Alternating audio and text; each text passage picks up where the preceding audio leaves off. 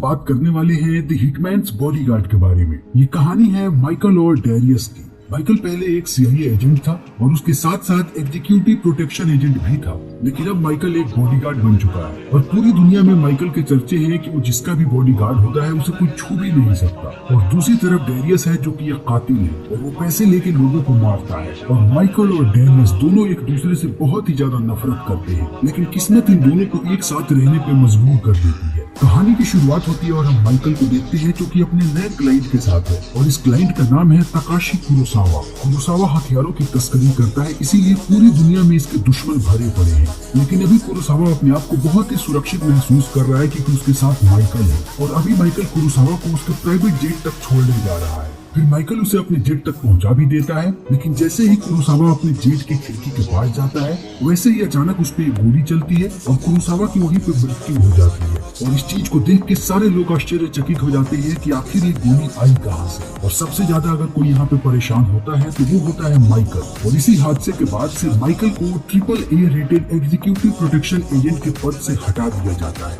और अब माइकल बेकार है और अपना जीवन यापन करने के लिए वो छोटे मोटे काम करते रहता है, जैसे कि छोटे मोटे चोर चकारों को एक जगह से दूसरे जगह पहुंचाना और छोटे मोटे गुंडों की हिफाजत करना। और कभी कभी माइकल कुछ अच्छे लोगों के साथ भी काम करता है, लेकिन अच्छे लोग इसके साथ बहुत ही गंदा सलूक करते हैं। और इसी तरह माइकल की जिंदगी रोज बद से बदतर होती चली जाती है। कभी हमारे सामने इंटरनेशनल क्रिमिनल कोर्ट का दृश्य आता है जहाँ पे हम देखते हैं बेलारूस के तानाशाह जिसका नाम है डुकोविच। और डुकोविच ने बहुत सारे लोगों को मरवाया है और उन पर बहुत ही ज्यादा जुल्म किए हैं, लेकिन इतनी सारी चीजें करने के बाद भी डुकोविच बेलारूस का राष्ट्रपति बना रहा और अभी वो फिर से राष्ट्रपति बनने वाला था। लेकिन उसके खिलाफ इतने सारे मुकदमे दर्ज किए गए हैं कि उसे इंटरनेशनल क्रिमिनल कोर्ट में पेश किया गया है। और यहाँ पे हमें बेलारूस का एक सैनिक भी देखने को मिलता है जो कहता है कि वो डुकोविच के खिलाफ जब गवाही देने वाला था तभी डुकोविच ने उसके पूरे परिवार को मरवा दिया और डुकोविच इस आदमी को भी मारने वाला था, लेकिन वो यहाँ से भाग गया। फिर ये मुकदमा कोर्ट में शुरू होता है और जल्दी ही इस मुकदमे को खारिज कर देता है डुकोविच का वकील। और अंत में ये निर्णय लिया जाता है कि डुकोविच के खिलाफ कोई भी पुख्ता सबूत नहीं है, इसलिए यहाँ पे निर्णय लिया जाता है कि अगर अगले एक सप्ताह में डुकोविच के खिलाफ कोई भी सबूत पेश नहीं किया गया तब डुकोविच को बाइज्जत बरी कर दिया जाएगा। और इस बात को सुनते ही सारे लोग बहुत ही ज्यादा परेशान हो जाते हैं क्योंकि कोई नहीं चाहता कि डुकोविच जैसा आदमी फिर से एक बार राष्ट्रपति बने। इसीलिए अब इन्हें एक ऐसे शख्स को ढूंढना है जो कि डुकोविच के खिलाफ गवाही दे सके। तभी इंटरपोल वालों को एक शख्स के बारे में पता चलता है जिसका नाम है डेरियस। और डेरियस ने डुकोविच के कहने पे बहुत सारे खून किए हैं। फिर इंटरपोल के बहुत सारे लोग पहुंचते हैं डेरियस के पास जो कि अभी जेल में है। और डेरियस से मिलने के बाद इंटरपोल वाले कहते हैं कि हम चाहते हैं कि तुम डुकोविच के खिलाफ गवाही दो। तब डेरियस कहता है कि मैं ऐसा नहीं करूंगा। और ये सुनते ही इंटरपोल वाले डेरियस को लालच देते हैं कि अगर उसने डुकोविच के खिलाफ गवाही दिया तो उसकी पत्नी सोनिया को छोड़ दिया जाएगा। और इस बात को सुनते ही डेरियस मान जाता है और कहता है कि मुझे पता है कि मेरी पत्नी बेगुनाह है, फिर भी मैं उसे बचाने के लिए ये करूंगा। फिर इसके बाद इंटरपोल वाले डेरियस को यहाँ से ले जाने की तैयारी करने लगते हैं और डेरियस को ले जाने की जिम्मेवारी मिलती है अमेलिया रसेल को जो कि एक इंटरपोल एजेंट है।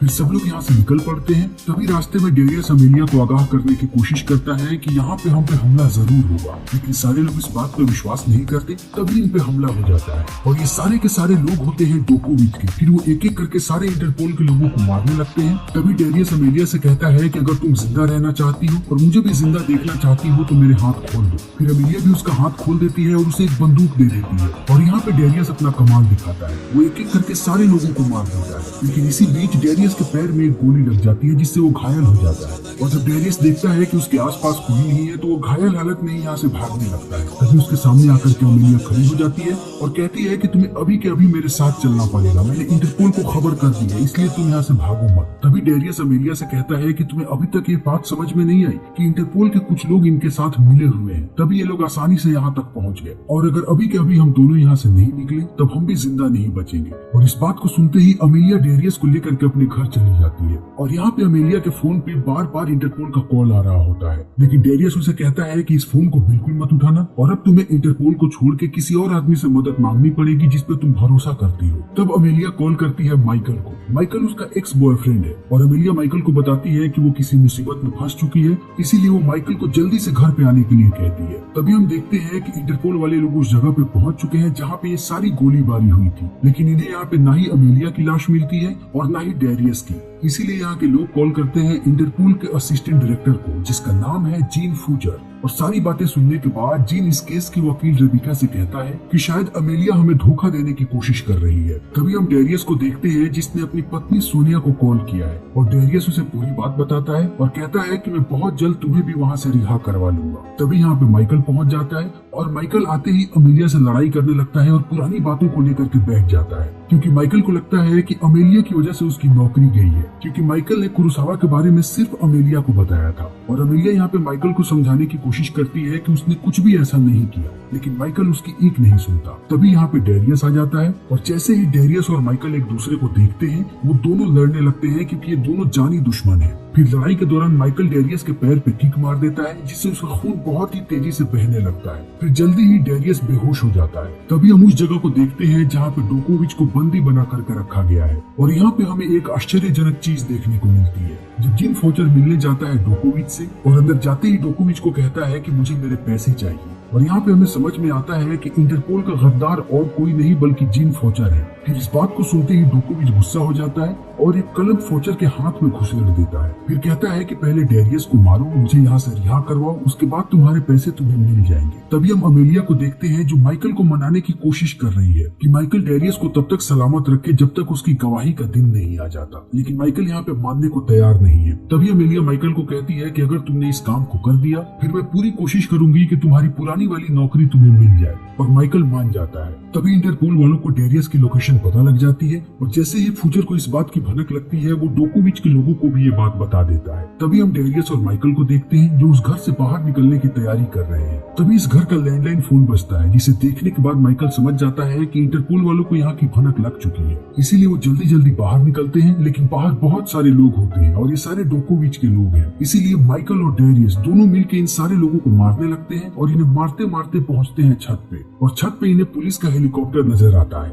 जिसे देखने के बाद ये दोनों लोहे की सीढ़ियों से नीचे उतरने लगते हैं। माइकल तो बड़ी आसानी से नीचे उतर जाता है, लेकिन डेरियस के पैर में चोट लगी है, इसीलिए वो गिरते पड़ते नीचे तक पहुंचता है। और नीचे आने के बाद ये लोग एक गाड़ी लेते हैं और यहाँ से भागने लगते हैं। तभी हमारे सामने इंटरपोल के ऑफिस का दृश्य आता है, जहाँ एमिलिया को इंटरपोल से निकाला जा रहा है, ये कहते हुए कि उसने माइकल के साथ मिलकर घुसपैठ की है और डेरियस को भगाने की साजिश की है, क्योंकि इंटरपोल वालों ने माइकल को देख लिया था। तभी एमिलिया कहती है कि मुझे पता है इंटरपोल में घुसपैठिए भरे पड़े हैं, इसीलिए मैंने ऐसा किया है और डेरियस को कोर्ट पहुंचने से कोई नहीं रोक सकता। और इस बात को सुनते ही फूचर पहुंचता है एमिलिया के पास और उसे मीठी मीठी बातें करके रिझाने की कोशिश करता है और कहता है कि प्लीज मुझे बता दो कि उस गाड़ी का नंबर क्या है जिसमें डेरियस और माइकल गए हैं, लेकिन एमिलिया इस बारे में कुछ भी नहीं बताती। तभी हम माइकल और डेरियस को देखते हैं जो आपस में बातें कर रहे हैं और माइकल यहाँ पे डेरियस से कहता है कि तुम्हारे जैसा शातिर आदमी इतनी आसानी से कैसे पकड़ा गया। तब डेरियस बताता है कि मैं किसी को मारने गया था, वही मुझे कॉल आया कि मेरी पत्नी पे हमला हुआ है और मैं जैसे ही अपनी पत्नी के पास पहुंचा पुलिस वालों ने मुझे पकड़ लिया क्योंकि ये उनकी साजिश थी। फिर डेरियस माइकल से मजाक करता है और कहता है कि तुम और अमेलिया क्यों अलग हो गए, और इस बात को सुन के माइकल कोई भी जवाब नहीं देता। तभी हम सोनिया को देखते हैं जिसके पास इंटरपोल वाले पहुंचते हैं और वो उससे पूछताछ करने लगते हैं कि क्या तुम्हारे पति का तुम्हारे पास कॉल आया था, लेकिन उल्टा सोनिया ही यहाँ उन पर चढ़ जाती है और उन्हें डांटने लगती है और गालियां देने लगती है, जिसे सुनने के बाद इंटरपोल वाले यहाँ से भाग जाते हैं। तभी हम डोकोविच के गुंडों को देखते हैं जिन्हें पता लग गया है कि माइकल और डेरियस कहाँ जा रहे हैं। तभी माइकल और डेरियस एक जगह पर रुके हुए होते हैं और उनमें बहस हो रही होती है। उसी बीच डोकोविच के लोग इन पर हमला कर देते हैं और इन पर गोलियां चलाने लगते हैं, लेकिन इन दोनों को मारना इतना आसान नहीं है क्योंकि ये दोनों के दोनों कातिल हैं। इसीलिए जल्दी ही ये लोग उन सारे गुंडों को मार देते हैं, लेकिन इसी बीच इनकी भी गाड़ी जल जाती है और गाड़ी जलने के बाद ये दोनों पैदल जा रहे होते हैं। तभी डेरियस माइकल को फिर से बुली करने लगता है और कहता है कि अपनी नौकरी वापस पाने के लिए तुम अपने दुश्मन के साथ भी रहने को तैयार हो गए। लेकिन इस बार माइकल इस बात पे गुस्सा नहीं करता बल्कि वो भी मजाक करता है और इन दोनों के बीच मजाक शुरू हो जाता है। फिर माइकल डेरियस से पूछता है कि तुम्हें सोनिया कहाँ पे मिली। तब डेरियस बताता है कि एक बार मैं एक बार में था और मैंने अचानक देखा कि यहाँ पे झगड़ा शुरू हो गया है और उसी बीच मैंने देखा कि एक औरत बहुत सारे गुंडों की धुलाई कर रही है। फिर उसी क्षण मैं समझ गया कि यही औरत मेरी पत्नी बनेगी। और ये कहानी खत्म होते होते ये लोग सड़क तक पहुँच जाते हैं जहाँ पे इन्हें एक वैन आती हुई नजर आती है। फिर ये दोनों उस वैन में बैठ जाते हैं, लेकिन इस वैन में सिर्फ औरतें होती हैं और ये सारी की सारी नन होती हैं जो रास्ते भर गाना गाती रहती हैं, जिससे माइकल को बहुत ही ज्यादा परेशानी होती है। फिर थोड़े समय के बाद ये गाड़ी इन्हें ले करके छोड़ती है एक डॉकयार्ड पे, जहाँ से ये लोग एक शिप लेते हैं एम्स्टर्डम जाने के लिए। तभी माइकल डेरियस से पूछता है कि तुमने अपना पहला खून कब किया था। तभी डेरियस बताता है कि जब वो 10 साल का था तब एक गुंडा चर्च में घुस आया था और उसने पादरी को मार दिया था। इस बात से डेरियस को बहुत गुस्सा आया। फिर उसने उस आदमी को मार दिया और वो उसका पहला खून था। फिर थोड़ी वक्त के बाद ये लोग पहुंच जाते हैं एम्स्टर्डम और वहाँ पहुंचते ही माइकल को अमेलिया का कॉल आता है, जो माइकल को कहती है कि अब तक तुम लोग कहाँ हो, जल्दी से कोर्ट पहुंचो। तब माइकल अमेलिया से कहता है कि मैंने तुम्हारी गलतियों के लिए तुम्हें माफ किया। इस बात को सुनने के बाद अमेलिया और भी गुस्सा हो जाती है और कहती है कि मैंने कोई गलती की ही नहीं है, फिर तुम मुझे कैसे माफ करोगे। तभी माइकल देखता है कि डेरियस यहाँ से गायब हो चुका है, इसीलिए वो डेरियस को खोजने के लिए बाहर निकलता है। तभी हम देखते हैं कि डेरियस फूल खरीद रहा है और जब फूल खरीद के वो आगे बढ़ रहा होता है तभी वहाँ पे डोकोविच के लोग उसे मारने की कोशिश करते हैं, लेकिन माइकल उन सब लोगों को मारता जाता है और वो डेरियस को बचाता जाता है। फिर डेरियस उस बिल्डिंग में पहुँचता है जिसके सामने सोनिया को रखा गया है। तब डेरियस उन फूलों को रख देता है खिड़की के पास, जिसे सोनिया देख के समझ जाती है कि डेरियस बिल्कुल सही सलामत है। तभी वहाँ पे माइकल पहुँच जाता है और वो डेरियस को कहता है कि तुम्हें पता है ना, अभी तुम्हें लोग मारने वाले थे।